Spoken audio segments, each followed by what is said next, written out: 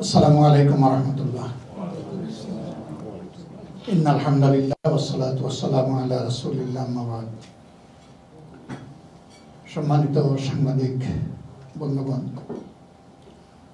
আল্লাহ তাআলার শুকরিয়া আদায় করি যে আজকের এই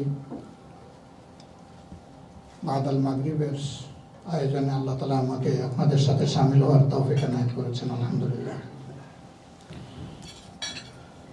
আজকে আসলে আমাদের একটি দুঃখ ভারাক্রান্ত দিন।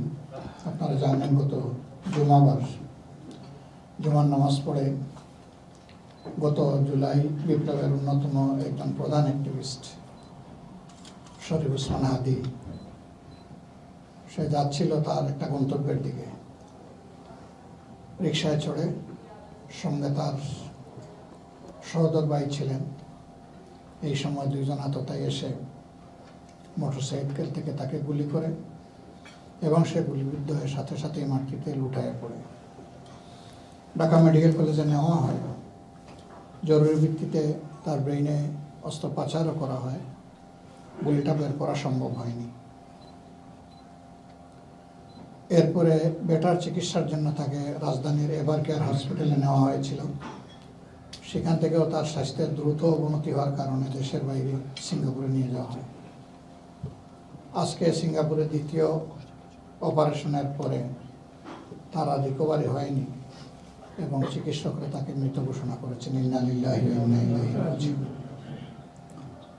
আমাদের জানা মতো একটা নির্মল স্বচ্ছ চরিত্রের সাহসী বুদ্ধিমান ছেলে ছিল। দেশের স্বার্থে সে কখনো কারোর সাথে আপোষ করে নাই। তার এই মৃত্যুতে সারা জাতির মতো আমরাও গভীরভাবে শোকাহত। আমরা দোয়া করি আল্লাহ তাআলা তাকে শহীদ হিসেবে কবুল করুন। আগামীকাল তার লাশ দেশে ফিরবে। আমার দুর্ভাগ্য যে আমি হয়তো বা সে জানাজায় থাকতে পারবো না। জানাজা পরশু দিন বাদ-জোহর অনুষ্ঠিত হবে মানিক মিয়া এভিনিউতে। তারপরে সংসদ প্লাজার পাশেই, যেখানে আরও কিছু গুরুত্বপূর্ণ ব্যক্তিকে দাফন করা হয়েছে, তাকে ওখানে দাফন করার আপাতত সিদ্ধান্ত আছে। সরকার একদিনের রাষ্ট্রীয় শোক ঘোষণা করেছেন এবং এও অঙ্গীকার দিয়েছেন যে যারা খুনি তাদেরকে অবশ্যই খুঁজে বের করে গ্রেফতার করে আইনের আওতায় আনা হবে এবং এই ব্যাপারে কোনো শৈথিল্য প্রদর্শন করা হবে না।